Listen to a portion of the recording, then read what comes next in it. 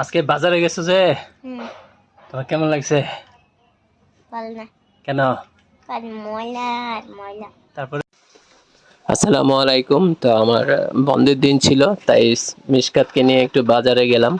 এখন কথা হচ্ছে, মিশকাত কখনো বাজারে যায় না, তো যেহেতু আমার সাথে প্রথমবার বাজারে যাচ্ছে, তো একটা অভিজ্ঞতা হয়েছে ওর। তো সেটাই এখন আপনাদের সাথে শেয়ার করব। তো যেহেতু বৃষ্টির দিন ছিল, তাই পথঘাট একটু পানিতে ভেজা।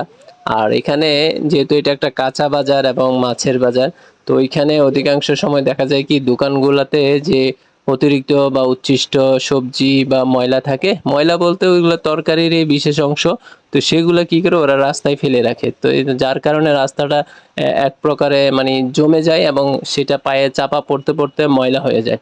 তো ও এগুলা দেখতে দেখতে একদম বিরক্ত হয়ে গেছে। তোমার কেমন লাগছে? ভালো না। কেন? কারণ ময়লা আর ময়লা। তারপরে এই জন্য ভালো লাগে না। আর যাবা? জীবনও না।